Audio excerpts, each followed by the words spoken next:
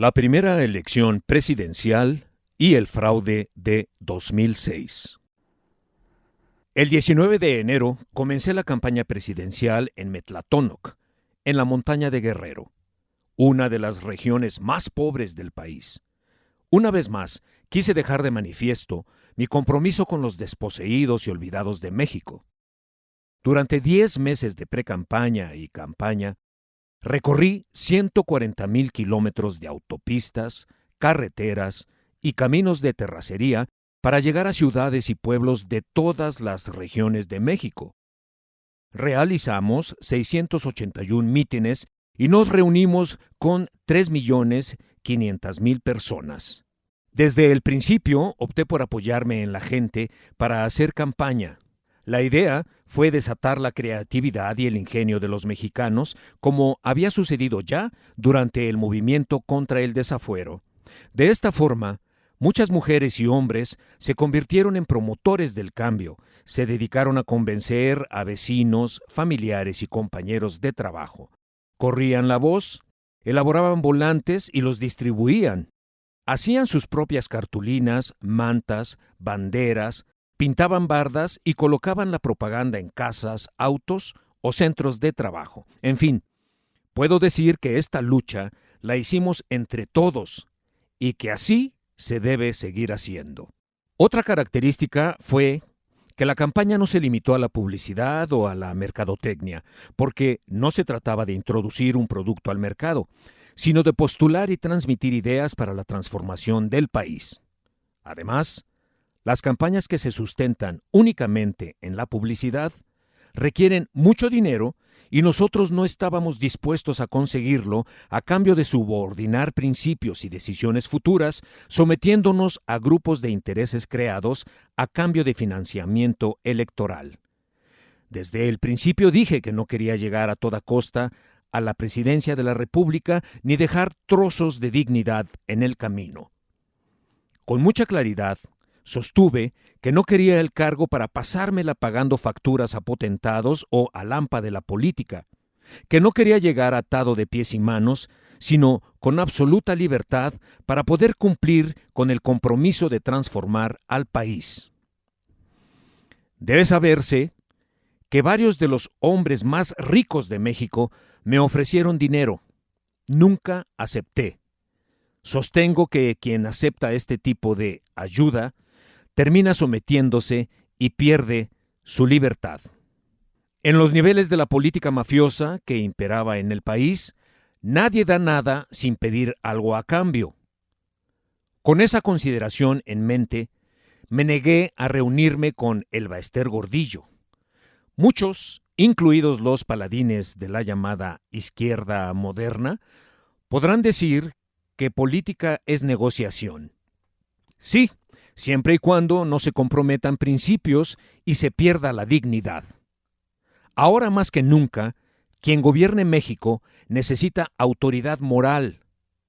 Además, ¿de qué sirve el poder si se llega a él sin libertad para transformar? ¿Acaso se piensa que sería posible cambiar el país si se hacen compromisos vergonzosos con la oligarquía y con el hampa de la política? No. Por eso sostengo que Felipe Calderón fue un pelele, y esto no es un insulto, sino una descripción. ¿No es grotesco que le haya entregado la Secretaría de Educación Pública a el Baester Gordillo? El tiempo que Calderón estuvo en la presidencia lo dedicó a pagar facturas o favores a quienes lo apoyaron con dinero o le ayudaron en el fraude para imponerlo. Tampoco hay que engañar a nadie, es decir, recibir dinero, hacer compromisos y no cumplir.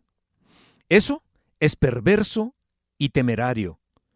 En un nivel menor, porque estamos hablando de la gran mafia de la política mexicana, cuando en campañas de gobernadores o de presidentes municipales se recibe dinero o se hacen tratos con el narcotráfico, si se cumplen los acuerdos, se cae en el delito de asociación delictuosa, en la esfera del derecho penal, y si no se cumplen, la delincuencia organizada no perdona. Por eso, yo no engañé a nadie. Actué con franqueza, Traté de convencer y persuadir de que era necesario un cambio real y que nuestro triunfo no significaba una amenaza para nadie. Afirmé que incluso podría convenirles porque ya no era posible mantener al país en franco deterioro, en decadencia. Pero las cúpulas no fueron capaces de entender ni de aceptar nada. Decidieron optar por el fraude y nos robaron la elección. Prefirieron seguir viviendo en el mundo de los carros blindados y rodeados de guaruras, o pasando largas temporadas en el extranjero, en vez de contribuir a la renovación de la vida pública en México. Nunca en la historia reciente de México, una campaña política se había definido con tanta claridad a partir de dos proyectos de nación no solo distintos, sino contrapuestos. Este proceso ubicó a cada quien en su lugar. Se mostraron con pasión las preferencias o discrepancias políticas de los ciudadanos hasta en el mismo seno familiar. Quedaron al descubierto el pensamiento y los intereses que representan periodistas, intelectuales, empresarios y otros miembros de la llamada sociedad política. Nuestros adversarios tuvieron que salir a defender con descaro el proyecto antipopular y entreguista que se aplicaba con expresiones tan directas como las de Fox. Debemos seguir por el mismo camino. O la otra, hay que cambiar de jinete pero no de caballo. También el sector empresarial apostó por mantener la misma política económica y el candidato de la derecha se alineó expresando que él no cambiaría el modelo económico ni revisaría el Tratado de Libre Comercio de América del Norte. Nosotros, por el contrario, sostuvimos que el país ya no aguantaba más de lo mismo y que eran necesarias una rectificación en el rumbo y una transformación profunda. También sostuve que se debía cambiar la forma de hacer política y, sobre todo, que era imprescindible terminar con los privilegios. Durante mi campaña, definimos casi a detalle el proyecto alternativo de nación.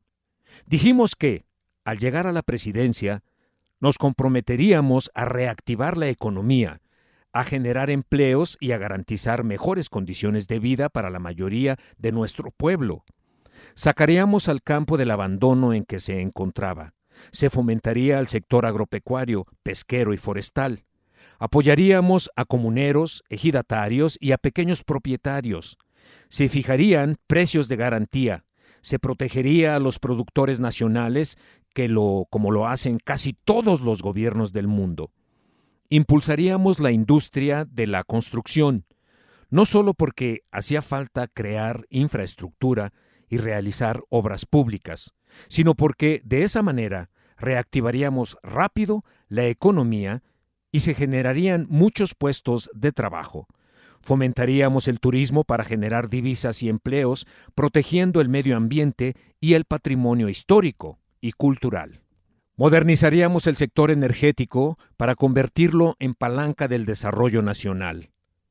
Cambiaríamos la política petrolera, que consistía básicamente en vender petróleo crudo al extranjero e importar gasolinas, gas y productos petroquímicos. De esa forma, daríamos valor agregado a la materia prima. Integraríamos todo el sector energético. Se invertiría lo necesario en investigación científica y tecnológica. Se buscarían fuentes alternas para la generación de energía. Propusimos construir refinerías para dejar de importar gasolinas y extraer el gas que México tiene en el subsuelo. Hicimos el compromiso de no aumentar el precio de la energía eléctrica, el gas, las gasolinas y el diésel para impulsar la industrialización del país y ser competitivos en el mercado internacional sin privatizar la industria eléctrica ni el petróleo. Nuestra propuesta significaba progreso con justicia, porque, como decía don Jesús Silva Herzog, progreso sin justicia es retroceso. Reiteraba también que estábamos a favor de la modernidad, pero forjada desde abajo y para todos. En consecuencia, nos comprometimos a empezar a pagar la deuda que tenemos con las comunidades y con los pueblos indígenas de México, la verdad más íntima de nuestro país. Dijimos que dotaríamos de servicios públicos a las colonias populares de las grandes ciudades, incluidas las ciudades fronterizas y los principales centros turísticos. Se aplicaría el programa de la pensión alimentaria para todos los adultos mayores del país. Se apoyaría con becas a personas con discapacidad y a madres solteras. Se garantizaría la atención médica y los medicamentos de manera gratuita. Se fortalecería la seguridad social y se atendería de manera prioritaria la educación pública, gratuita y de calidad en todos los niveles escolares de manera específica. Cumpliríamos el compromiso de garantizar 100% de cobertura en educación superior. Ningún joven sería rechazado en las universidades públicas. Daríamos la atención que merece a la actividad cultural. La política en esta materia la definirán los propios creadores y de ellos saldría el nuevo responsable de su aplicación. Fomentaríamos la práctica del deporte, tanto en su vertiente de esparcimiento y salud, como en la de alto rendimiento. Asimismo, reafirmé que la política exterior de nuestro gobierno se sujetaría a los principios constitucionales de no intervención, autodeterminación de las naciones, solución pacífica de las controversias y cooperación para el desarrollo.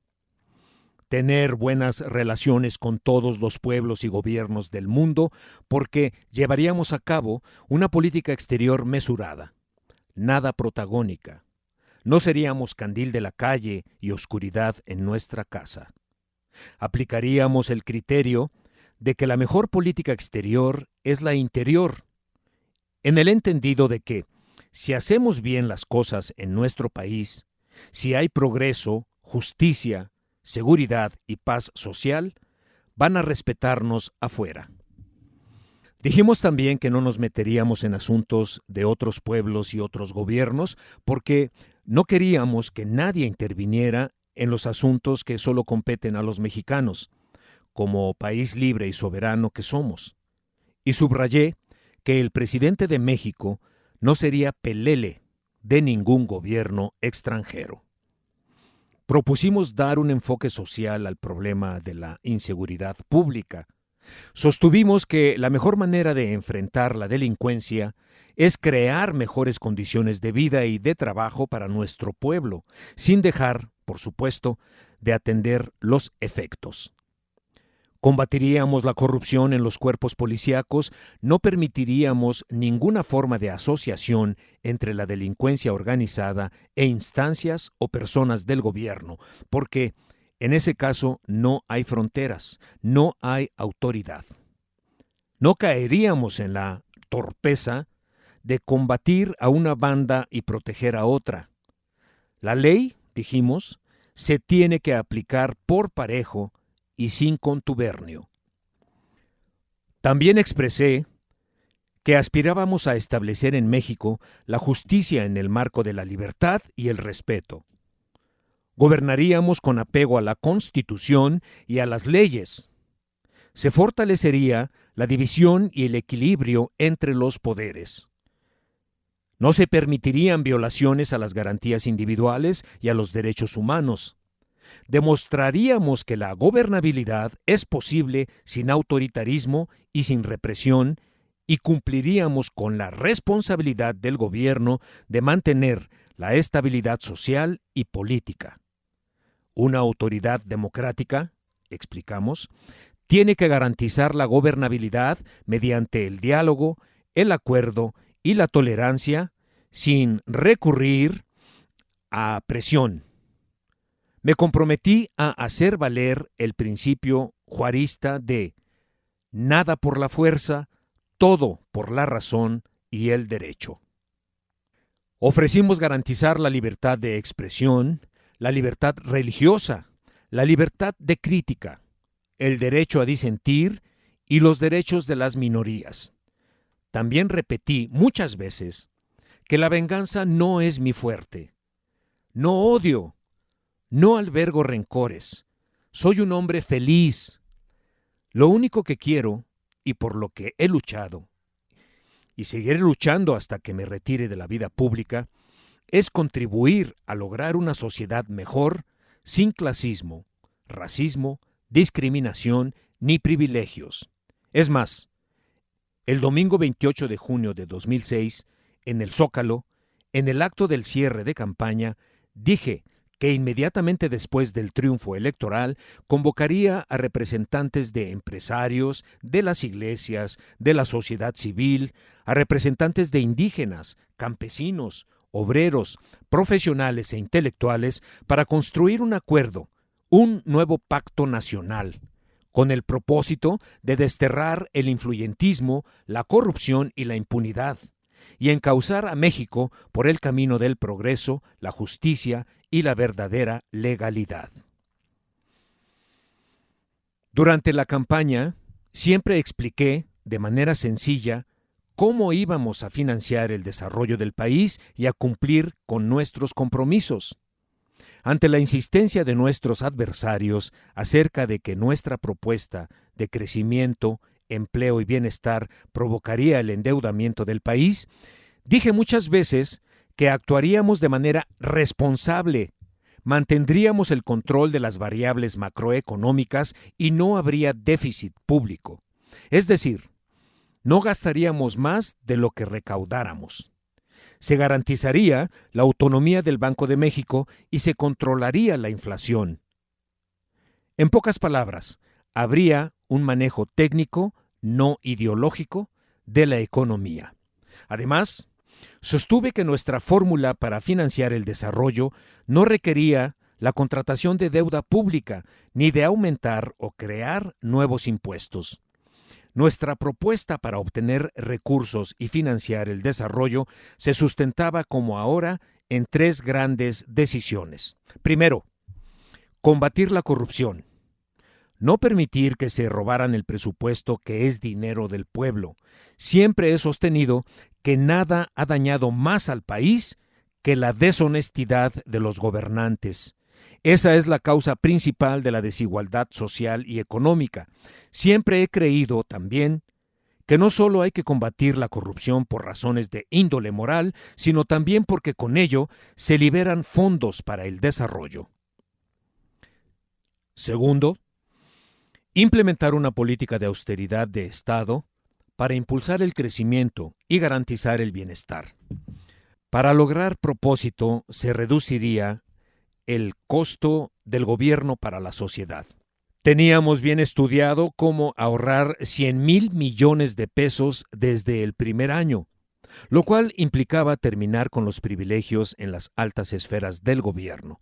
Repito, en ninguna circunstancia, y menos en una situación de estancamiento económico, desempleo y empobrecimiento, los servidores públicos pueden disponer del presupuesto para obtener altos salarios, prestaciones, beneficios y comodidades. Por el contrario, esos recursos deben canalizarse a la atención de las necesidades apremiantes de la gente. No puede haber gobierno rico con pueblo pobre. Tercero, terminar con los privilegios fiscales. En México se tenía una evasión fiscal de hasta 50%. Éramos uno de los países con más privilegios fiscales en el mundo. Por ejemplo, los influyentes, los que estaban cerca de la Secretaría de Hacienda o de Los Pinos, no pagaban impuestos y cuando los pagaban, se los devolvían. Era una gran injusticia, pues los que sí aportaban sus contribuciones eran los integrantes de la clase media, los pequeños y medianos empresarios, los comerciantes, los profesionales y el pueblo raso, pero no los de arriba. Prometí que eso terminaría y con ello se fortalecería la hacienda pública y contaríamos con recursos suficientes para financiar el desarrollo del país. Según nuestros cálculos, evitando la evasión fiscal y terminando con los privilegios que significaban los regímenes especiales para las grandes corporaciones económicas y financieras, íbamos a poder obtener, desde el primer año de gobierno, alrededor de 200,000 millones de pesos anuales de ingresos adicionales. Como era inevitable, el proyecto alternativo de nación fue creando recelo entre quienes no aceptan ningún cambio en la vida pública del país.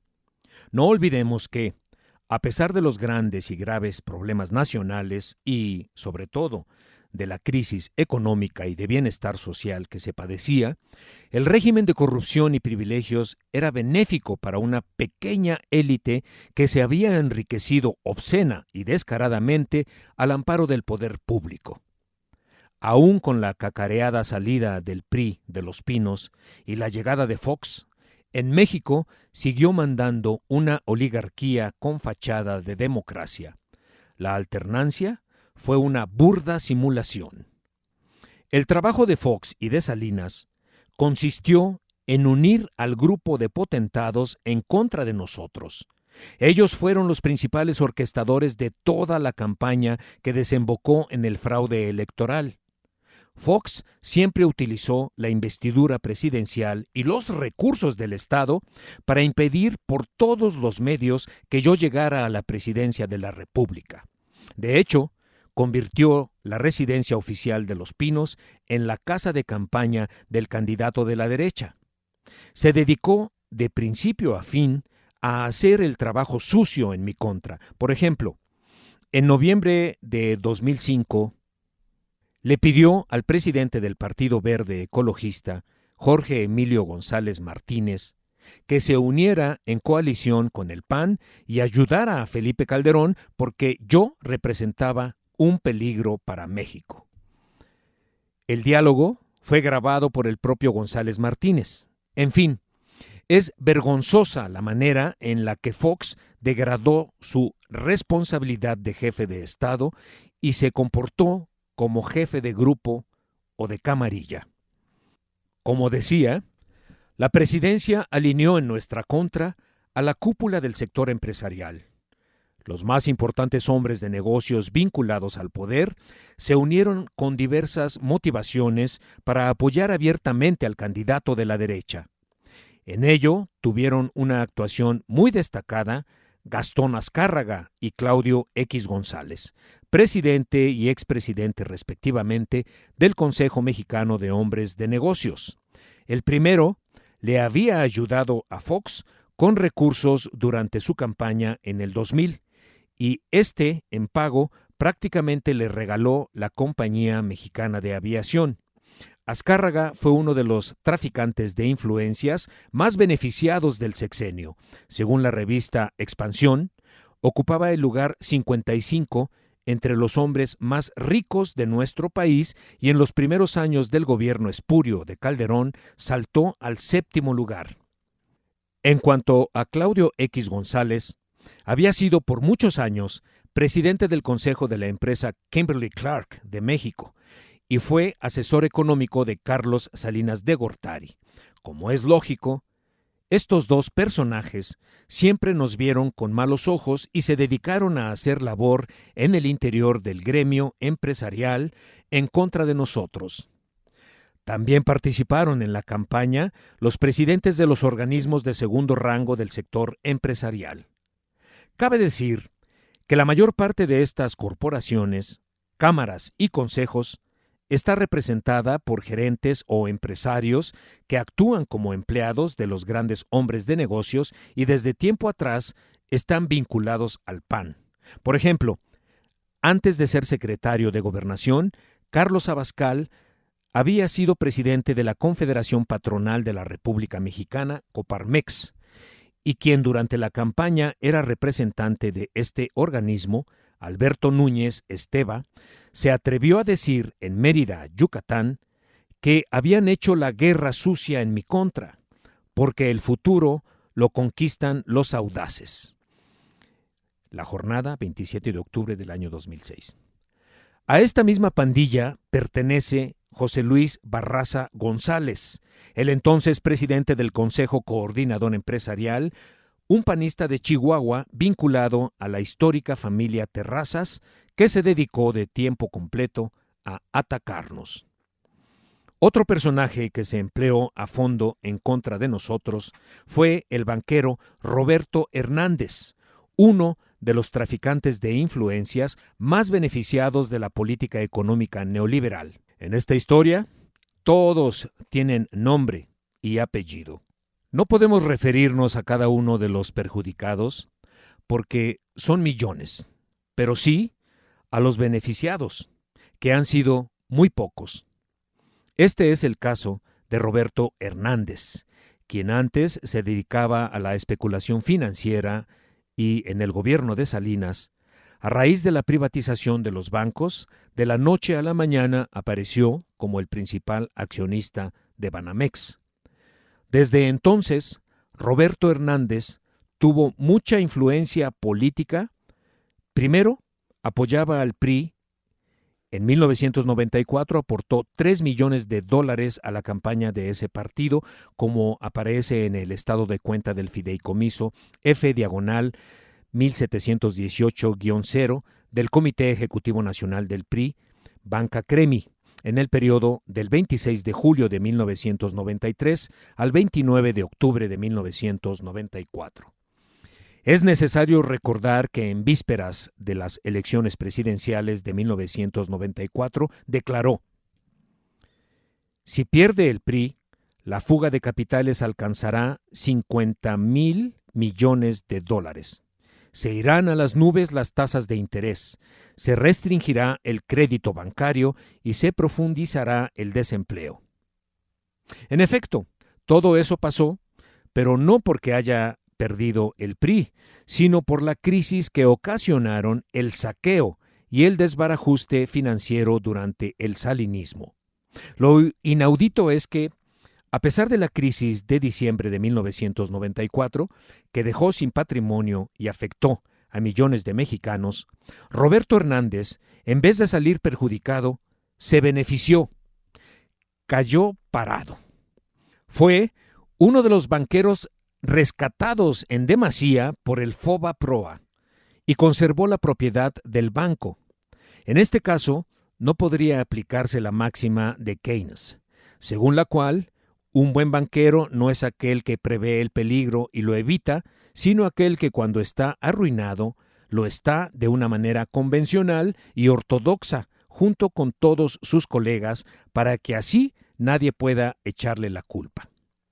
Por eso, sostengo que estos personajes, en sentido estricto, no son empresarios o banqueros, sino traficantes de influencias. La historia de Roberto Hernández no termina aquí.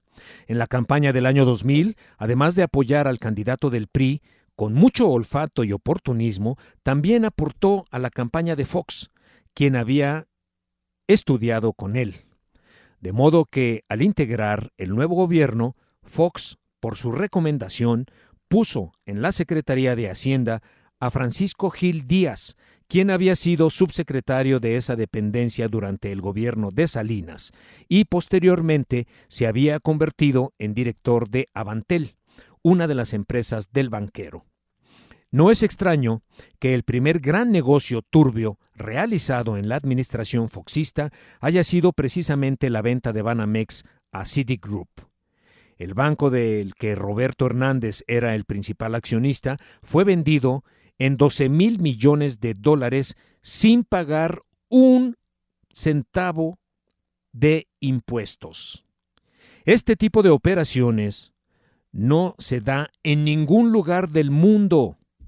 Lo subrayo porque los defensores del modelo neoliberal son muy dados a utilizar el discurso demagógico de la legalidad, la globalización, el libre comercio, la competencia, las mejores prácticas y los altos estándares internacionales, siempre y cuando, claro está, sean ellos los beneficiados. Además, al mismo tiempo que a Hernández se le condonaban $3,000 millones de impuestos, porque era eso lo que debía pagar. Fox también estaba proponiendo a partir de una recomendación de su secretario de Hacienda, el ex empleado de Roberto Hernández, que todos los mexicanos pagaran IVA en alimentos y medicamentos.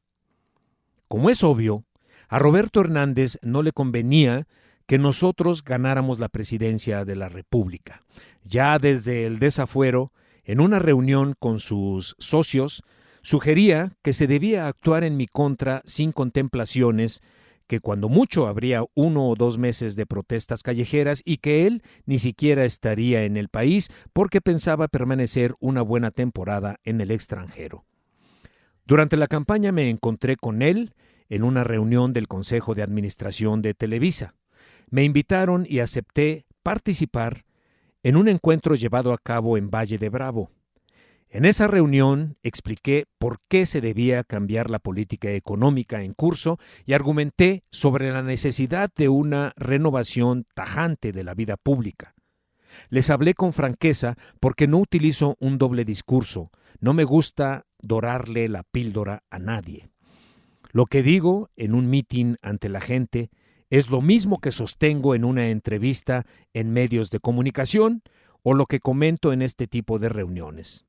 Antes, por ejemplo, había estado con inversionistas estadounidenses y cuando me preguntaron sobre la privatización del petróleo, externé que bajo ninguna modalidad iba a permitir la privatización de la industria eléctrica y del petróleo. Lo cierto es que a algunos de los participantes en el encuentro de Valle de Bravo les sorprendió la franqueza con la que expresé mi posición porque pensaban que como estaba en campaña iba a utilizar un lenguaje ambiguo. Recuerdo que uno de los pseudoempresarios más beligerantes fue el hijo de Claudio X González, quien desde entonces y hasta nuestros días vive conspirando en contra nuestra con dinero del gobierno de Estados Unidos y vínculos con funcionarios de ese país. Roberto Hernández tomó la palabra para reclamarme sobre mis cuestionamientos por el asunto de la venta de Banamex. Sostuvo que todo se había hecho de manera legal.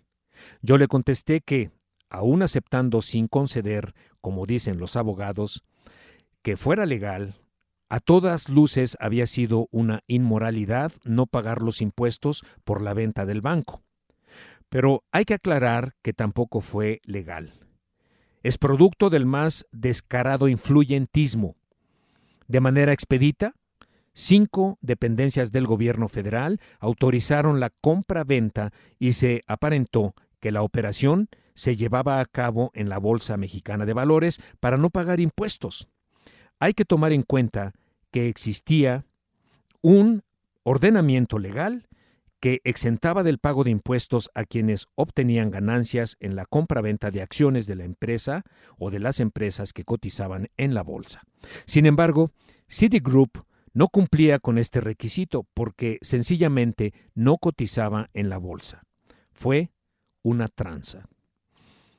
Como se comprenderá, después de este ríspido intercambio de puntos de vista en Valle de Bravo, Roberto Hernández, además de dar dinero a Felipe Calderón, hizo campaña en contra de nosotros por todos lados. Un dato adicional. Este banquero es muy amigo de la maestra Elba Ester Gordillo. A fin de cuentas, forman parte de lo mismo. Es como una hermandad, se apoyan y defienden mutuamente. En agosto de 2003, los enemigos que la maestra tenía en el PRI difundieron una conversación telefónica realizada en junio de ese año, cuando la maestra estaba a punto de ser coordinadora del grupo parlamentario de ese partido en la Cámara de Diputados, en la cual el banquero le decía desde Londres que era necesario impulsar las llamadas reformas estructurales, o sea, privatizar la industria eléctrica y el petróleo. Aquí un fragmento. Elba Ester Gordillo. Porque están habiendo reuniones con empresarios, con banqueros, con una serie de gentes para ir ideando qué vamos a hacer. En días pasados, la comida fue en casa de Francisco Barrio. Estuvieron algunas personalidades como Carlos Slim, Federico Reyes Heroles, y ya te imaginarás, y a mí me toca el 24. Roberto Hernández contesta. Oye, ¿por qué no invitas a Alfredo Harp Elú? El Baester contesta, a Alfredo Harp, ¿cómo no? Roberto Hernández, invítalo, le va a dar mucho gusto porque yo no estoy pensando en regresar hasta el año que entra, ¿eh? El Baester, estoy de acuerdo, nada más que quiero que sepas que en todos los actos que hago y realizo estás presente. Roberto Hernández, bueno, oye, te decía, fíjate que lo de las reformas es muy importante, no sabes. Tú estarás más al tanto, pero ahora que yo estoy viviendo aquí, en Londres, los problemas de la falta de haber tomado a tiempo las reformas en toda Europa, especialmente las laborales, ya está creando un problema. O ya a Francia la tienen parada los sindicatos ahora, aunque el gobierno ya se fajó y va para adelante, ¿verdad? Pero yo creo que la reforma, sobre todo la fiscal, impuestos, la laboral, ¿no? Dice el Baester. Y Roberto contesta, la laboral no tanto. Mira, yo te diría que son impuestos y la parte energética. El Baester contesta, ajá, muy bien, Roberto Hernández. Y yo creo que con esas dos y el Baester, que sacáramos adelante, ¿verdad? Roberto Hernández. Y yo creo que va a haber una ventana a finales de año, en el último trimestre, que se pudieran poner de acuerdo. Un caso especial fue la actitud del Grupo Monterrey. Con el influjo de Salinas y con el pragmatismo que siempre los ha caracterizado, estos importantes empresarios llegaron fácilmente a la conclusión de que yo no les convenía porque iban a perder sus privilegios fiscales. Una anécdota puede servir para entenderlo todo. En plena campaña presidencial, Genaro Góngora Pimentel, por entonces ministro de la Suprema Corte, impartió una conferencia en Monterrey. Al terminar, un grupo de empresarios lo invitó a una cena privada. Durante la sobremesa, él les preguntó si verdaderamente creían que yo era una amenaza contra los negocios y si creían que yo iba a nacionalizar empresas, a perseguir a los empresarios y a emular al presidente de Venezuela, Hugo Chávez. Uno de los empresarios más representativos, con franqueza norteña, le respondió, por supuesto que nosotros no creemos en las leyendas negras. Las fabricamos y las alimentamos con dinero en los periódicos, en la televisión, con los correos electrónicos donde podemos. Ante el desconcierto de Góngora, el empresario fue explícito. Mire usted, el presidente Echeverría autorizó a nuestras mayores empresas para que difieran el pago del impuesto sobre la renta. El régimen siguiente, de López Portillo, ratificó la medida y así, uno tras otro, todos los presidentes hasta Fox han confirmado esta autorización. Imagínese lo que esto ha significado para nosotros. ¿Cree usted que López Obrador va a aceptar mantener este trato? El invitado se quedó en silencio. Era obvio que yo no aceptaría mantener los privilegios fiscales, además de que a nadie le gusta ser expulsado del paraíso. Aquí conviene puntualizar sobre las características y las dimensiones de este trato especial a los potentados de México. Por ejemplo, un trabajador o un integrante de la clase media, según sus ingresos, paga de 15 a 28% de impuesto sobre la renta. Sin embargo, por los privilegios fiscales que se otorgaban mediante regímenes especiales, los grandes monopolios reducían al mínimo el pago del ICR, al grado que Cemex, con un margen de utilidad de 40%, en 2005 solo pagó 2.2% del ingreso sobre sus ventas. Telmex, con un margen operativo de utilidades de 50%, pagó de impuestos 7.1%. América Móvil, Telcel, 0.2%. FEMSA, Coca-Cola, 4.4%. Bimbo, 2.7%. Grupo Carso, 2.7%. Coppel, 0.3%. Walmart, 2.4%. Grupo Maseca y Vitro reportaron pérdidas de menos 2.9 y menos 2.0 respectivamente. A lo anterior se debe agregar que, como ya expresamos, las operaciones multimillonarias que se hacían en la bolsa de valores estaban exentas de impuestos. En el 2004, las empresas pagaron ICR por 118,000 millones de pesos, mientras que los asalariados contribuyeron con 182,000 millones. Es decir, los trabajadores de México pagaron 64,000 millones más que todo el sector empresarial.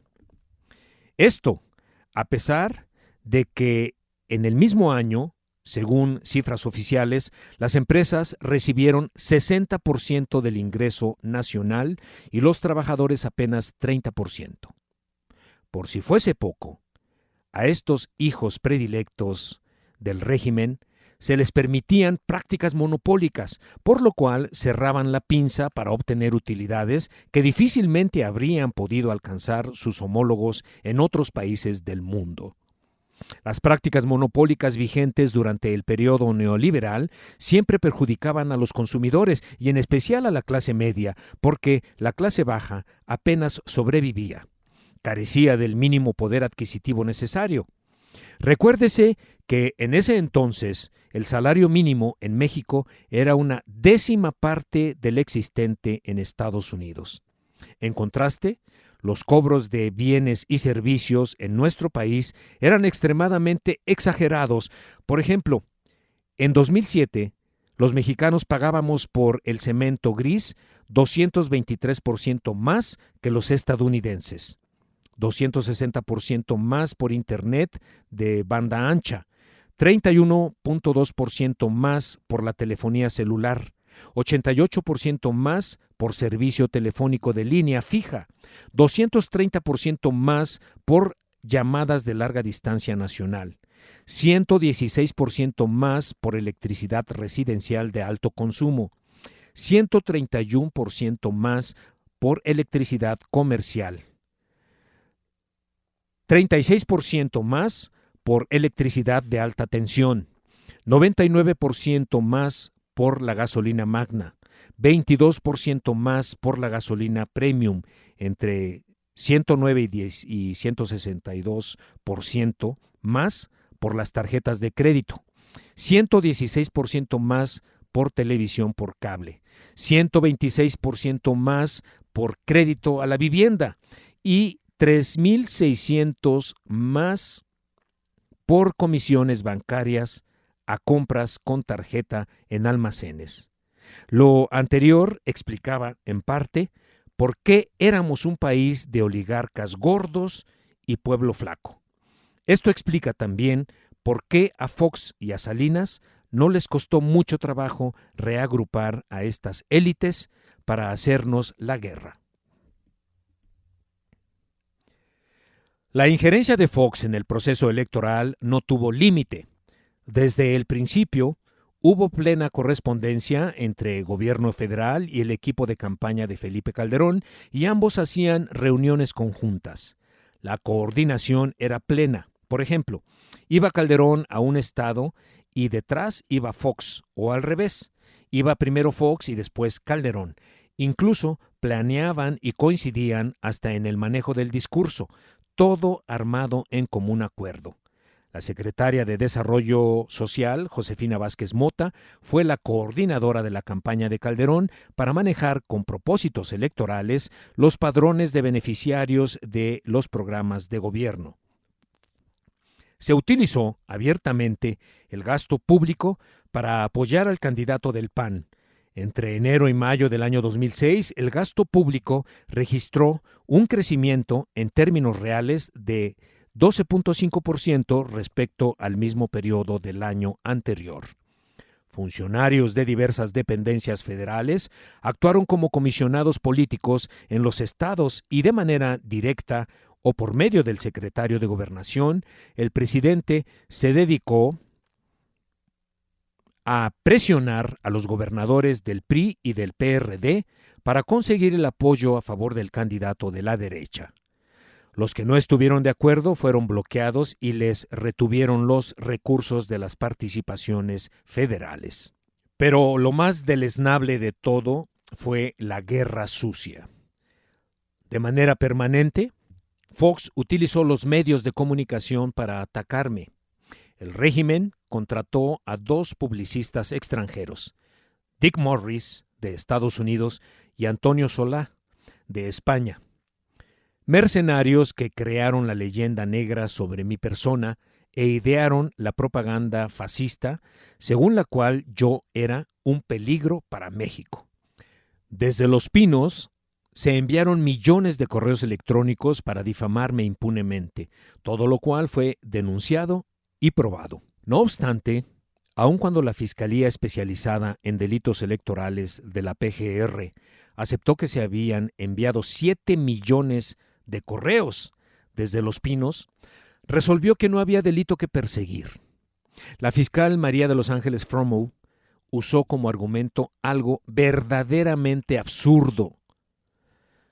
Dijo: la Fiscalía hizo toda la investigación, pero al tener los peritajes y la información derivada de todas las diligencias que realizamos, lo que tuvimos es que estos correos, estas campañas en las que se estaban utilizando los correos electrónicos, eran contra un candidato o un partido político, y nuestro Código Penal Federal establece la prohibición sobre el destino de recursos públicos para apoyar a un partido o a un candidato, no en contra.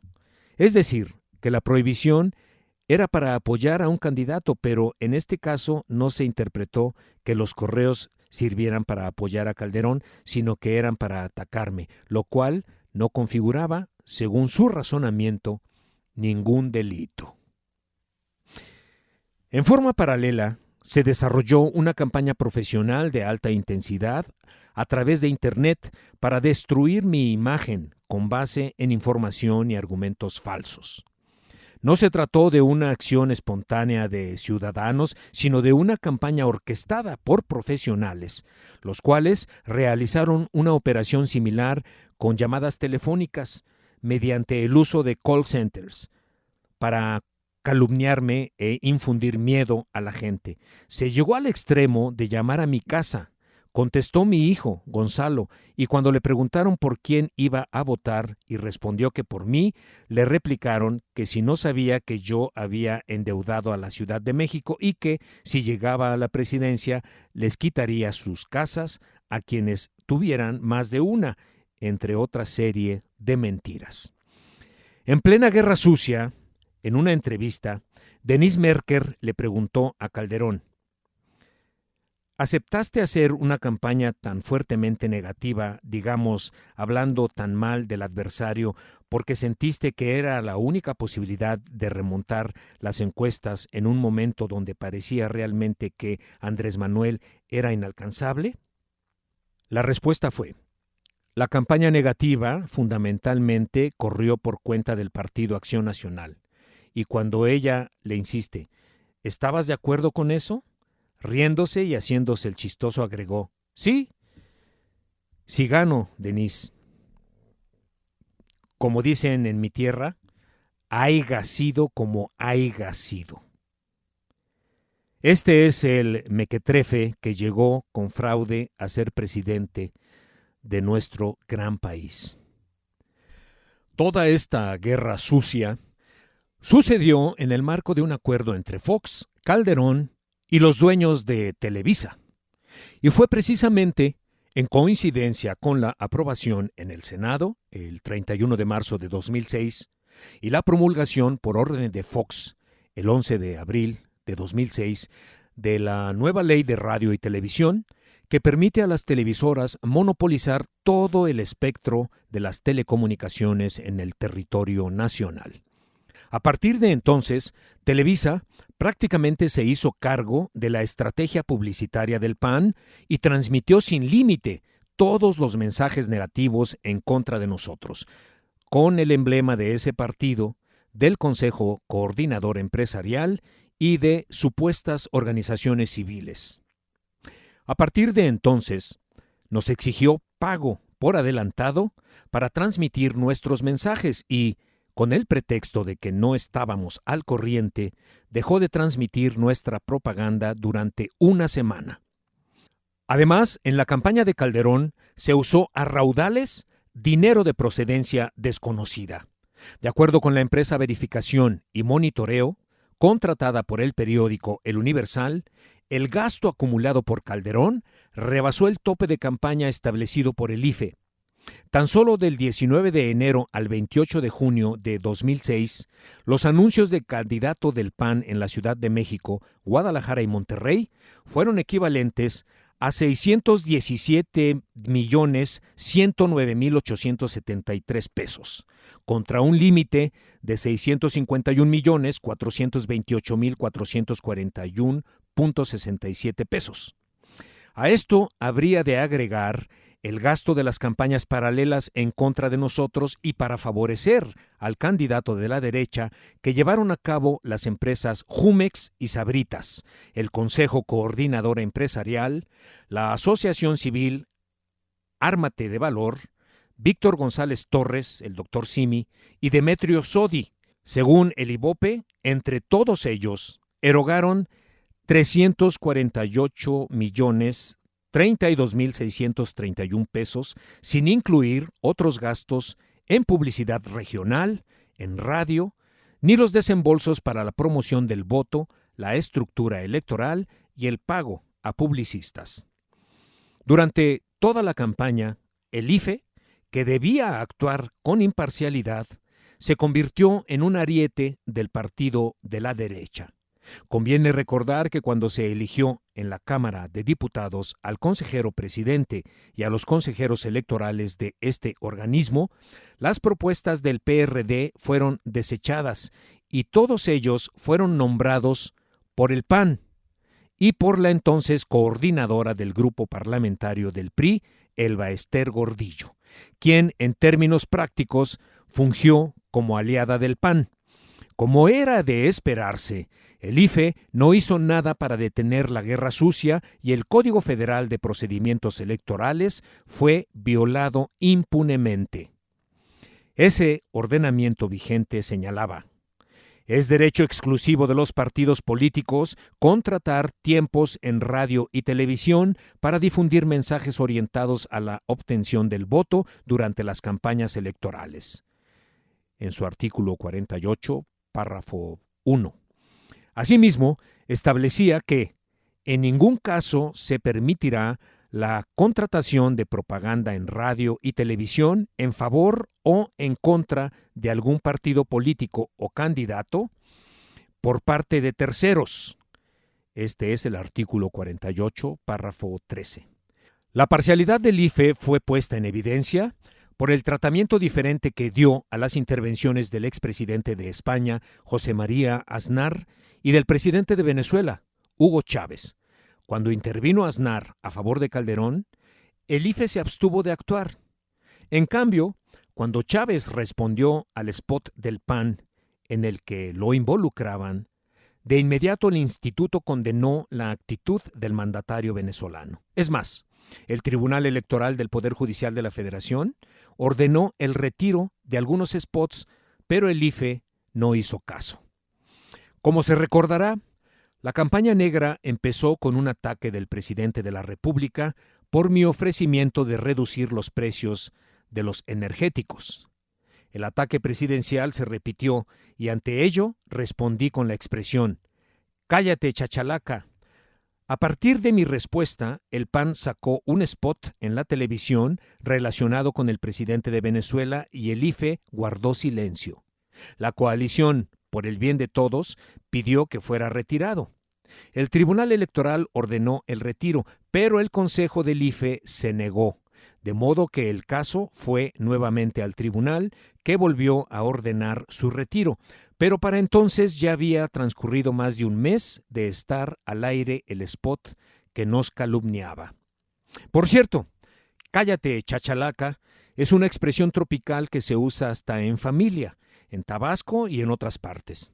Cuando hay alguien que habla y habla sin sentido, como ese pájaro gritón, uno le dice chachalaca o cállate, chachalaca. Pero con mala intención, los publicistas de Calderón convirtieron esta expresión popular en un insulto y lo vincularon con el estilo de hablar del presidente Chávez. Por ejemplo, 15 días antes del incidente de Chachalaca, Felipe Calderón, en un mitin, le respondió a una persona que con gritos le pedía ser atendida y al pensar que lo estaban cuestionando, le pidió a la concurrencia que le silbaran como si saludaran al árbitro, o sea, mentándole la madre al señor. Sin embargo, esta majadería no la retomó la televisión y no les pareció ofensiva. En plena guerra mediática en mi contra, el PAN promovió ante el IFE, y en ello fue secundado por los otros partidos de la derecha, que se llevara a cabo un debate entre candidatos. Como sabía que tenía toda una estrategia en medios para hacerme aparecer en el post-debate como perdedor, decidí no participar. De todas maneras, mi insistencia también fue motivo de una campaña intensa en mi contra, pero calculé que me iba a costar menos que asistir y caer en una trampa. Cualquier análisis serio sobre el papel de los medios y la forma en que me atacaron en los meses de abril y mayo demostraría que se trató de un embate propagandístico sin parangón en la historia reciente del país. Con todo, y que los ataques a mi persona han sido incluso peores desde que asumí la presidencia. En aquellos momentos, según ellos, yo no era solo un peligro para México, sino que me parecía a Hugo Chávez, que iba a endeudar al país, a expropiar bienes de las clases medias, a limitar que solo se tuvieran un departamento, un carro y 2 hijos por familia y otras mentiras más. También se difundían supuestos estudios psicológicos sobre mi persona, donde se me describía como desquiciado, loco, chiflado. Esta leyenda negra ampliamente difundida desató el clasismo y el racismo en sectores de la sociedad. Había quienes, con ínfulas de superioridad, contaban, entre otros chistes, que era el Whiskas, porque 8 de cada 10 gatos me preferían, en referencia a una campaña publicitaria de esta marca de alimento para felinos. Además de llamarme naco, me criticaban porque decían que no hablaba inglés y no tenía visa para viajar al extranjero. En fin, que ni siquiera era licenciado porque no me había titulado. En lo general, confieso que ninguno de estos ataques vulgares me afectó moralmente. Tengo suficiente fuerza interior y eso me da aplomo. Además, conozco bien la historia de los que han luchado en nuestro país en contra de los poderosos. A Hidalgo lo llamaban demagogo, a Morelos hereje, a Juárez indio mugroso, a Villa y a Zapata bandidos y a Madero pigmeo o loco espiritista. El 6 de junio de 2006 asistí al segundo debate. Opté por plantear con absoluta claridad las propuestas que había sostenido durante la campaña. No quise aceptar ninguna estrategia que implicara perder mi autenticidad. Recuerdo que yo, estando en el salón, unos minutos antes de comenzar el debate, fue a saludarme con la hipocresía que lo caracteriza Felipe Calderón. Le correspondí con sequedad, casi diciéndole, siga usted su camino. Quizá pensaba en que me iba a confiar, como si no supiera lo falsarias que son este tipo de personas. Antes del debate entre Diego Fernández y el ingeniero Cárdenas en 1994, Diego buscó al ingeniero y se portó de manera amigable. Sin embargo, ya en el debate se le fue encima sin miramientos. Lo mismo sucedió en esta confrontación. Calderón se dedicó a atacarme con mentiras sobre el endeudamiento y la inseguridad pública en la Ciudad de México, pero decidí pararlo, haciendo público que su cuñado Hildebrando Zavala había obtenido ganancias por 600 millones de pesos en el sexenio de Fox a través de una empresa de sistemas de cómputo que lograba contratos en las distintas dependencias del gobierno federal. Incluso había recibido contratos de Pemex y de la Comisión Federal de Electricidad cuando Calderón era secretario de Energía. Además, sostuve que no solo había obtenido ganancias millonarias, sino que no había pagado impuestos, todo lo cual probé con documentos de manera puntual. Calderón se dedicó a negar los hechos y el cuñado optó por demandarme por el supuesto delito de daño moral. Sin embargo, poco después, el 7 de octubre del año 2006, retiró en sigilo su demanda y de esto prácticamente nadie se enteró, porque la mayoría de los medios de comunicación guardó, como en otros casos, un silencio cómplice. Una vez que Calderón se hizo con la presidencia, el cuñado Hildebrando le vendió paulatinamente 77% de las acciones de su empresa a Carlos Slim, por un total de 167 millones de pesos. Otro cuñado de Felipe, Juan Ignacio Zavala, fue contratado en ese tiempo como asesor en comunicación de la empresa española Prisa, que edita el diario El País, cuyos dueños eran duchos en el tráfico de influencias. En pocas palabras, aunque sostengo que en lo general el PRI y el PAN son una misma cosa, a la cual llamo PRIAN, si se quiere profundizar en las diferencias, quizá el matiz se encuentre en el hecho de que los dirigentes priistas son corruptos y cínicos, en tanto que los jerarcas panistas son corruptos e hipócritas. A pesar de toda la propaganda sucia en nuestra contra, al final de la campaña manteníamos la delantera en casi todas las encuestas. Por eso no voy a cansarme de rendir homenaje a millones de mexicanos conscientes, libres y no susceptibles de manipulación, que no se dejaron influir por aquel enorme empeño de intoxicación social. En casi todos los sondeos de opinión publicados en la fecha límite legal, 10 días antes de la elección, teníamos ventaja. El diario Reforma nos daba 2 puntos porcentuales arriba. El Universal también 2. Mitofsky, Televisa 3 puntos. BIMSA 4.5. Parametría 4. Y María de las Heras 4.9 puntos. Las encuestas que no fueron publicadas por impedimento legal y que fueron levantadas hasta el día anterior a la elección mostraron que se mantuvo la misma tendencia. En la última medición de BIMSA del día anterior a la elección, la ventaja era de 3.5 puntos porcentuales, y en una encuesta nacional de parametría, cuyos resultados se obtuvieron el día anterior a la elección, la ventaja era también de 3.5 puntos. La encuesta, que el equipo técnico que me apoyaba desde hacía 10 años realizó una semana antes de los comicios, registró que Felipe Calderón aparecía con 28.1%, Roberto Madrazo 18.1%, Andrés Manuel López Obrador 37.5%, Patricia Mercado 2.6%, Roberto Campa 0.1%, otro 0.5%. Ninguno 3.6% y uno no sabe o no contestó 9.5%. Sin embargo, la estrategia de Fox, Salinas, Gordillo, Calderón y otros de la misma pandilla era, para entonces, no permitir por ningún motivo nuestro triunfo. La mafia había tomado una decisión de Estado. Había resuelto llevar a cabo el fraude electoral, según confesó el entonces presidente del PAN, Manuel Espino, el 21 de febrero del año 2007 en Colombia. Una semana antes de la elección llegaron al acuerdo con 8 gobernadores del PRI para que ayudaran a ganar el 2 de julio.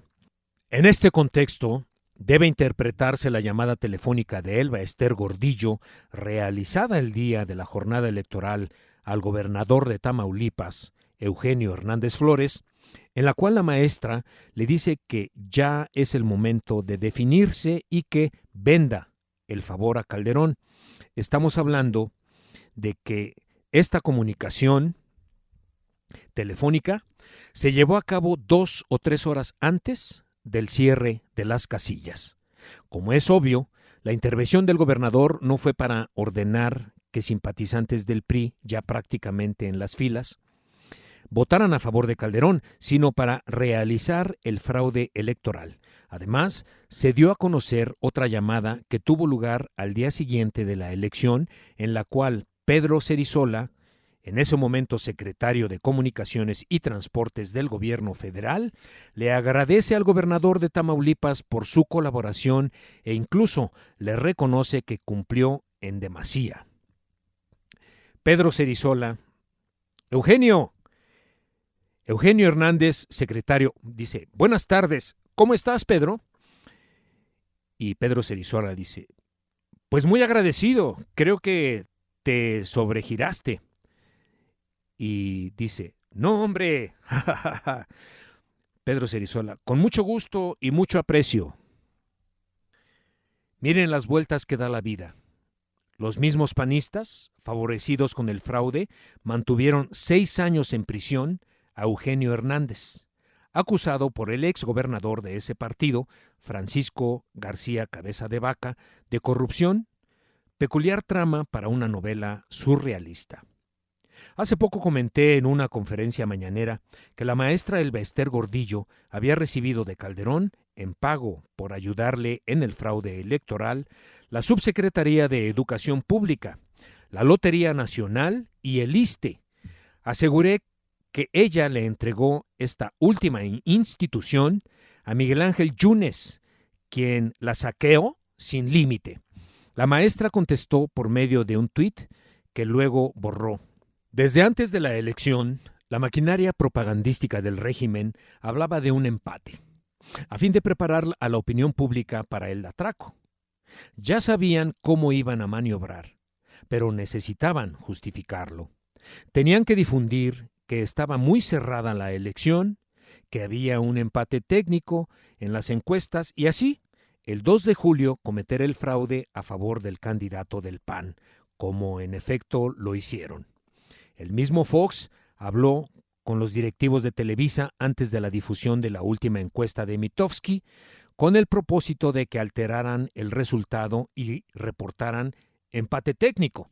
Sin embargo, cuando Roy Campos dio a conocer la encuesta en el programa de Joaquín López Dóriga e informó que yo estaba 3 puntos arriba de Calderón, Joaquín le preguntó: ¿implica un empate técnico o no? Y Roy le contestó: no es un empate. López Dóriga insistió: ¿así llega? La respuesta es sí, 3 puntos de ventaja es mejor que tenerlos de desventaja. También por esos días, tanto Marta Sahagún como el propio Fox le pidieron reiteradamente a Juan Francisco Ili Ortiz, dueño y director de El Universal, que truqueara la encuesta de ese periódico para publicar empate.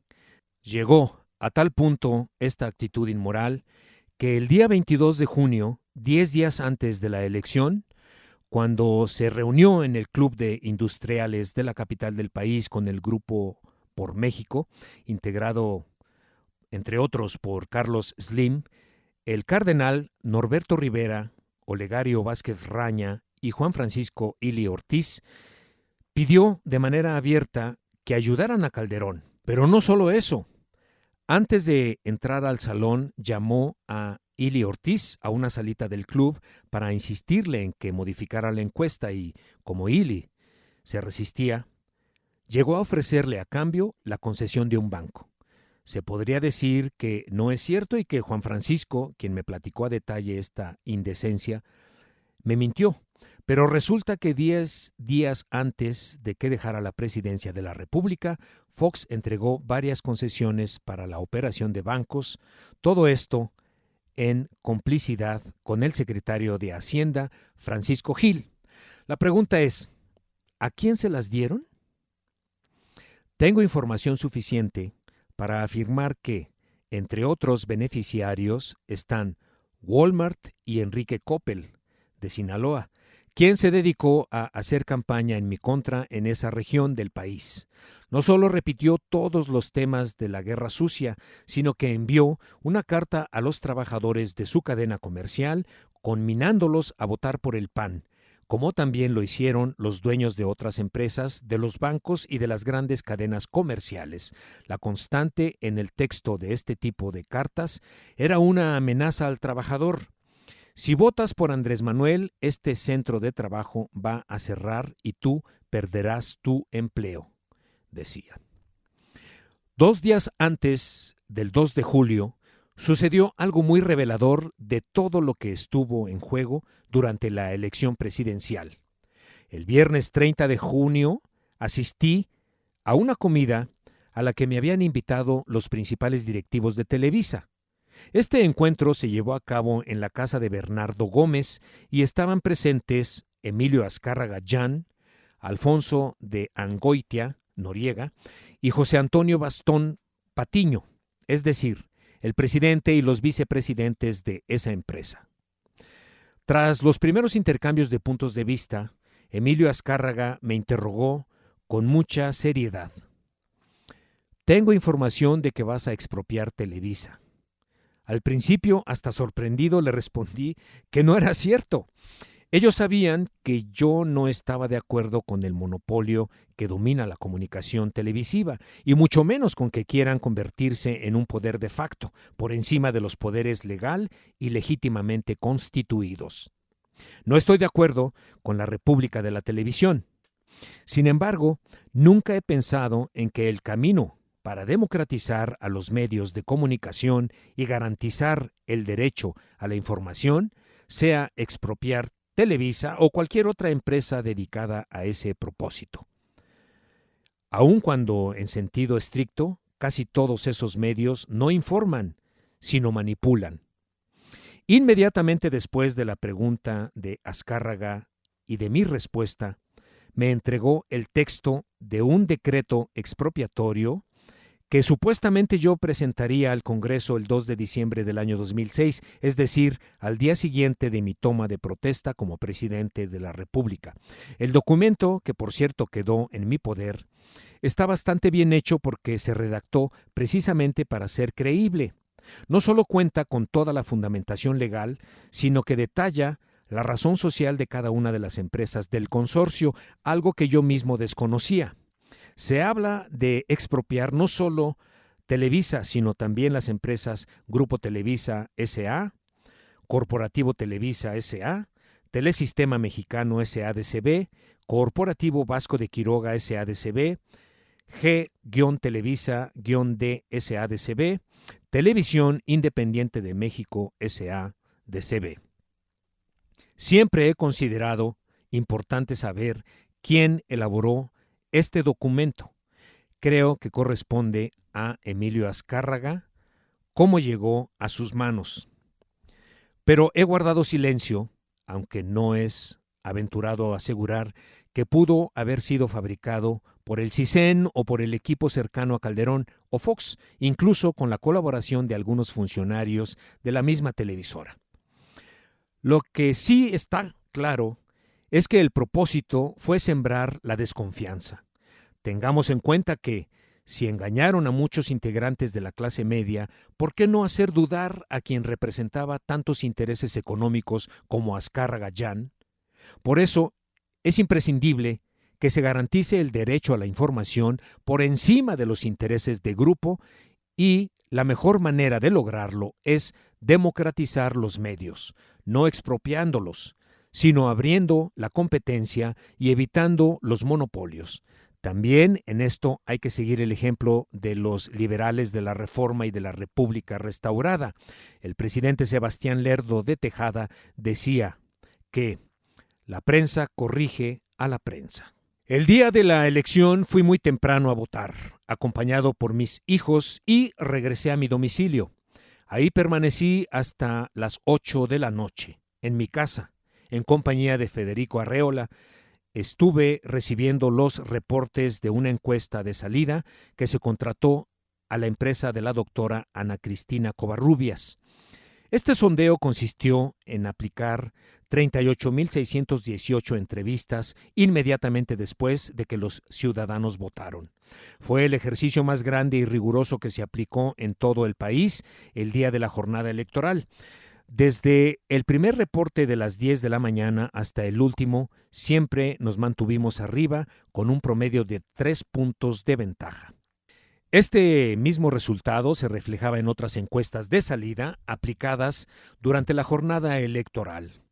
A las 5 de la tarde recibí una llamada de Bernardo Gómez, de Televisa, para decirme que ellos tenían información de que había ganado la elección presidencial. Sin embargo, al cierre de las casillas, cuando comenzaron a falsificar los resultados, se empezó a hablar de un empate en los conteos rápidos. Aquí cabe recordar que las encuestas de salida se hacen preguntándoles a los ciudadanos por quién votaron. Es una fuente directa. Mientras que los conteos rápidos se sustentan en los resultados contenidos en las actas, en el caso de aquella elección, cuando ya se habían introducido boletas de más con votos a favor de Calderón, nos habían quitado o anulado votos indebidamente o de plano habían falsificado un buen número de actas. Esa noche, justo después de que Luis Carlos Ugalde, consejero presidente del IFE, informara por televisión que no darían resultados del conteo rápido de las 7,281 casillas del IFE porque la contienda estaba muy cerrada, apareció Vicente Fox para transmitir un mensaje en el mismo sentido. Quedó en evidencia que estaban actuando de manera concertada, sin respetar la autonomía y la imparcialidad que debía normar la actuación del IFE. Lo mismo quedó de manifiesto con la manipulación del Programa de Resultados Electorales Preliminares, PREP, del IFE. Este mecanismo fue diseñado para consumar el fraude. Por ejemplo, el PREP arrancó con ventaja para Calderón. No escogieron casillas al azar ni con base en un mínimo rigor estadístico, sino que eligieron aquellas que de antemano sabían que favorecían a Calderón. Es decir, la información no influyó libremente conforme terminaba el conteo de las actas, sino que siempre hubo un filtro.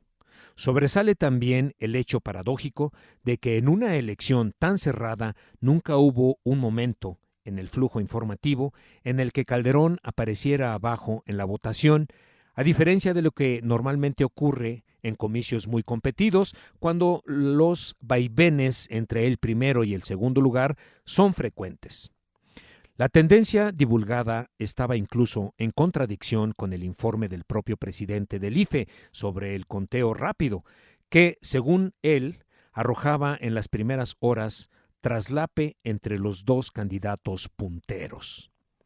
Como ya dijimos, durante el inicio del reporte de información, el candidato de la derecha apareció con amplia ventaja, pero esta fue disminuyendo hasta que, a las 3 de la mañana, cuando estaba a punto de darse el cruce, cambió la tendencia y la votación a mi favor empezó a disminuir. Era obvia la adulteración en el sistema de cómputo. Es inexplicable que una votación que se reporta al azar, de acuerdo con el cierre de casillas, tenga ese comportamiento.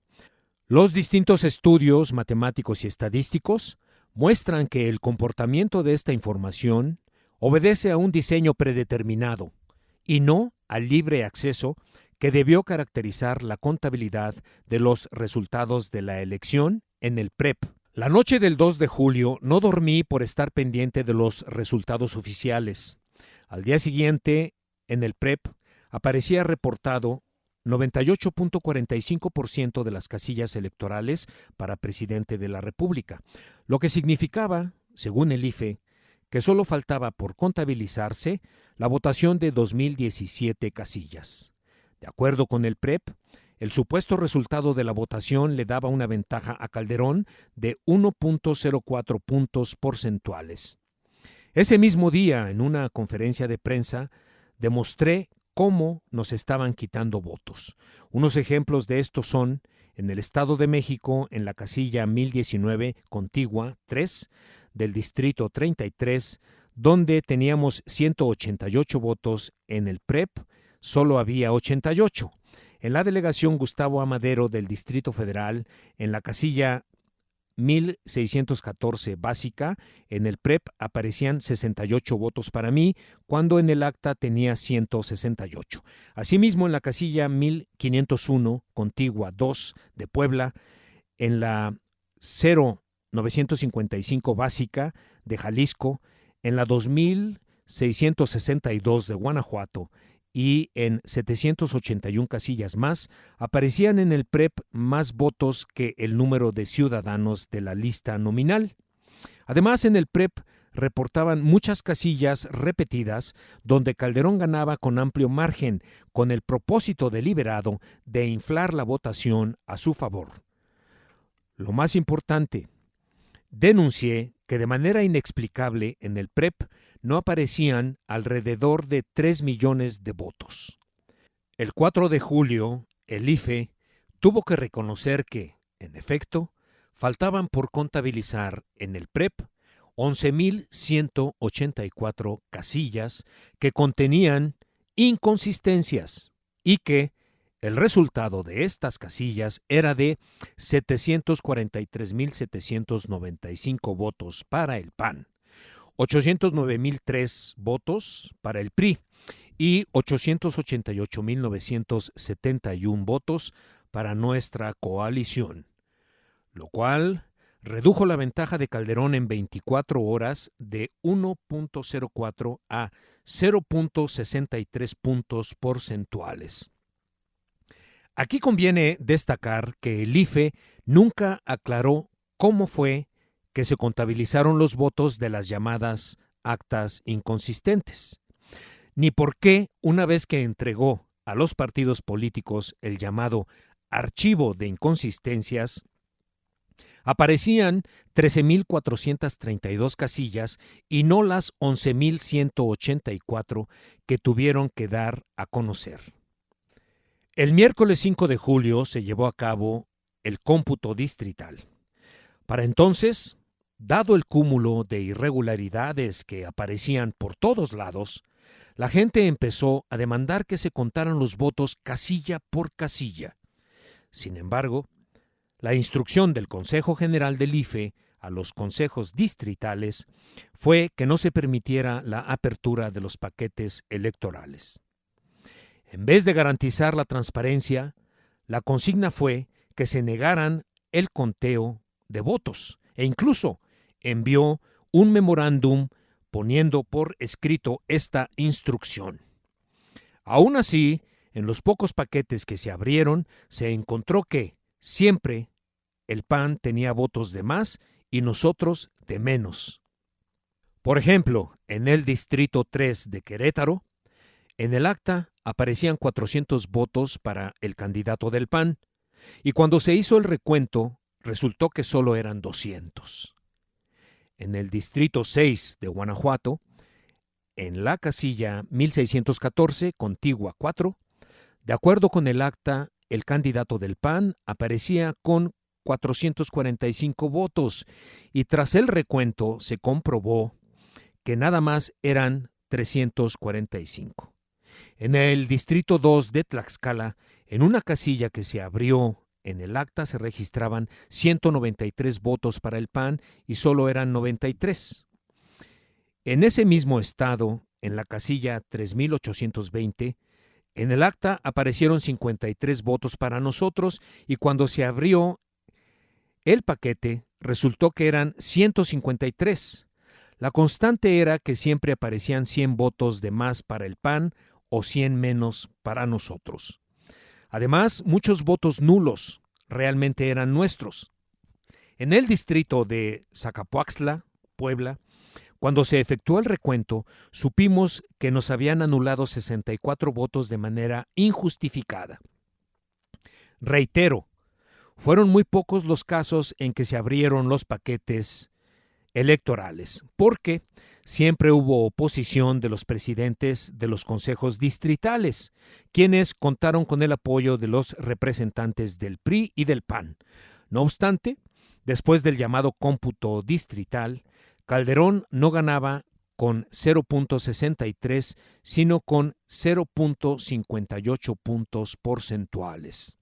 Ese día, el 5 de julio de 2006, la manipulación y el engaño lastimaron aún más la dignidad de millones de mexicanos. El cómputo final por distrito fue transmitido por televisión y los resultados comenzaron exactamente al revés de cómo se presentaron al final de la jornada electoral. Yo aparecía con ventaja todo el tiempo, hasta que, hacia las 4 de la mañana del día 6, me rebasó Calderón. Después apareció el presidente del Consejo General del IFE y usurpando funciones, lo declaró ganador. La mesa del supuesto conteo televisado en cadena nacional la condujeron los periodistas Joaquín López Dóriga, Ciro Gómez Leiva, Denise Merker y Carlos Loret de Mola. ¿Los identifican? Pues sí, son los mismos de ahora y de siempre. La manipulación que llevaron a cabo los operadores del fraude con la colaboración de las televisoras fue una canallada en contra del país. El día del cómputo distrital, millones de mexicanos se ilusionaron pensando en el triunfo. Durante muchas horas aparecimos arriba y esto generó esperanzas que luego terminarían en llanto y tristeza. Lo cierto es que todo estaba planeado. Incluso hubo reportes falsos en televisión y esto lo pudimos demostrar, dados a conocer antes de que llegaran los resultados al IFE, es decir, actuaron a partir de un programa previamente diseñado. Ese 5 de julio, como a las 12 de la noche, estaba en la oficina, pero decidí retirarme a mi domicilio. No quise prestarme al escarnio porque los medios estaban esperando lo que era evidente, que en la madrugada me rebasara Calderón. Evité dar entrevistas. En Televisa estaban como comentaristas Joaquín López Dóriga, Ciro Gómez Leiva, Denise Merker y Carlos Loret de Mola.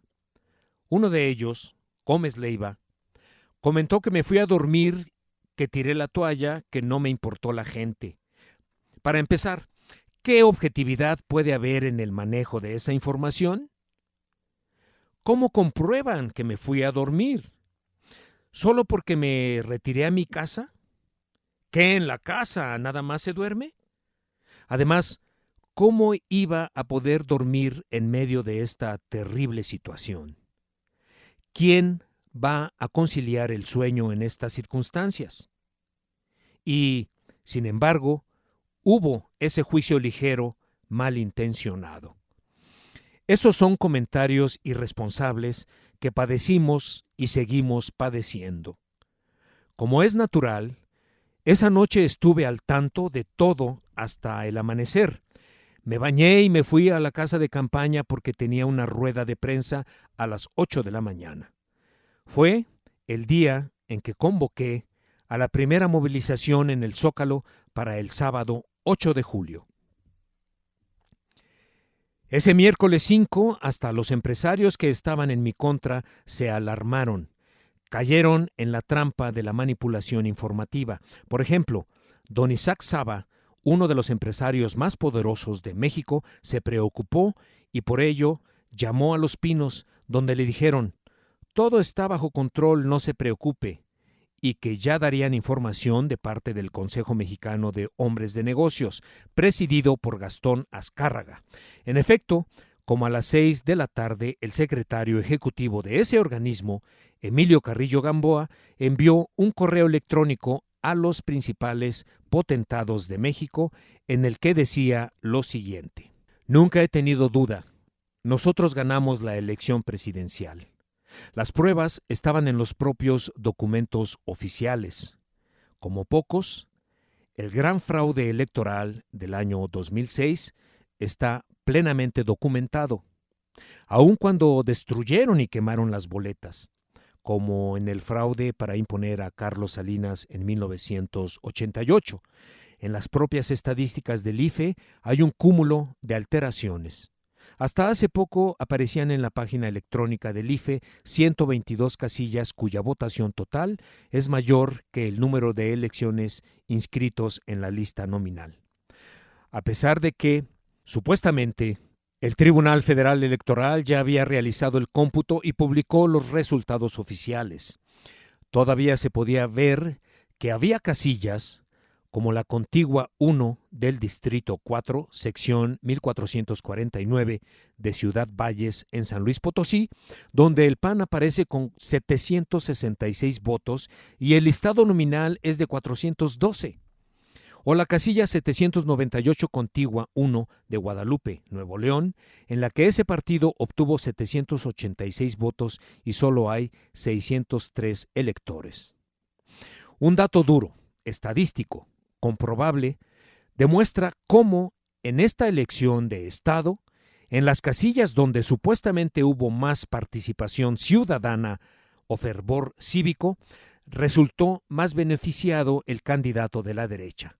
Por ejemplo, en 9,545 casillas, donde hubo una participación ciudadana de más de 10% de la media registrada en el distrito electoral, el candidato del PAN obtuvo 43.3% de los votos y nosotros 28.7%, mientras que el resultado por distrito fue de 35.9% para el PAN y 35.3% para la coalición por el bien de todos, es decir, en todas las casillas donde hubo mayor participación, ellos incrementaron su porcentaje en 7.38 puntos y el de nosotros se redujo en 6.66 puntos. Es más, en 28 de las 32 entidades federativas del país, en todas las casillas con mayor participación ciudadana, el candidato del PAN aumentó su porcentaje de votación y la nuestra disminuyó, a pesar de que nosotros, en los datos oficiales, ganamos en 16 de los 32 estados. Un dato contundente. Supuestamente Calderón ganó en 16 estados y yo igual, en 16 de los 32 de la República. Nada más que donde yo gané, de acuerdo con el censo vigente, vivían 56,456,354 personas. Y en los 16 donde él supuestamente triunfó, había 46,807,034 personas, es decir, 17.85% menos. Esas casillas, con alta votación a favor del PAN, fueron prácticamente tomadas por delincuentes electorales que falsificaron los verdaderos resultados. Hay que recordar que el día de la jornada electoral, 19,454 funcionarios de casilla que no se presentaron fueron sustituidos por personas que supuestamente se encontraban en los primeros lugares de las filas de votantes. Estamos hablando de 186 presidentes de casilla, 1,856 secretarios y 17,412 escrutadores. Nunca se ha requerido informar si estas personas que se fueron a formar pertenecían a la sección correspondiente, como lo establece la ley. Lo que sí es un hecho es que la Dirección Ejecutiva de Capacitación Electoral y Educación Cívica del Instituto Federal Electoral estaba a cargo del profesor Hugo Alejandro Concha Cantú, incondicional de la maestra Elba Ester Gordillo. Para tratar de justificar el fraude, algunos han argumentado que la coalición por el bien de todos es responsable de la alteración de los resultados en razón de que no tuvo representantes en 100% de las casillas. Pero ningún partido o coalición logró tener representantes en todas las casillas y además, semejante argumento no justifica el fraude. Es muy difícil evitar un fraude electoral de Estado. A esto se refirió Fox cuando sostuvo que no había podido destruirme con el desafuero, pero que se desquitó el 2 de julio. También debe tenerse en cuenta que, aunque es un hombre muy limitado, era ni más ni menos el jefe de Estado, y cualquier presidente de México, por tonto que sea, posee suficientes instrumentos de poder para agraviar e imponer su voluntad. Desde el primer día posterior a la elección, la gente que llegó de manera espontánea a nuestra casa de campaña empezó a corear, voto por voto, casilla por casilla. Esta consigna se convirtió en la principal demanda del movimiento postelectoral. En una entrevista de radio con Carmen Aristegui, hice el ofrecimiento a Calderón de que, si él aceptaba el recuento de los votos, me comprometía a no convocar a ninguna movilización y, aunque nunca dejaría de hablar del fraude electoral, aceptaría el resultado del recuento. Incluso, el 24 de julio le escribí una carta donde le decía, entre otras cosas, lo siguiente: como usted comprenderá, yo nunca podré decir que estas elecciones fueron equitativas, limpias y libres. No obstante, por mi responsabilidad como dirigente de un movimiento democrático y frente a la demanda de millones de mexicanos de llevar a cabo un recuento voto por voto, casilla por casilla, le propongo lo siguiente.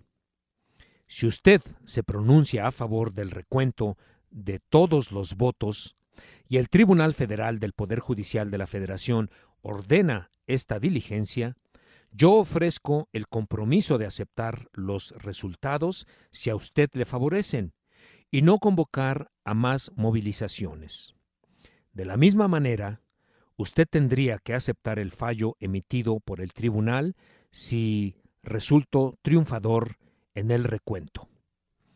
Sé muy bien que, de conformidad con la ley, le corresponde al tribunal calificar la elección y tomar las decisiones sobre las impugnaciones y el recuento de los votos, pero como es obvio, si usted acepta y hace público su acuerdo con esta propuesta, el tribunal tendría todos los elementos políticos y legales para resolver la inconformidad generada por esta elección de la mejor forma posible.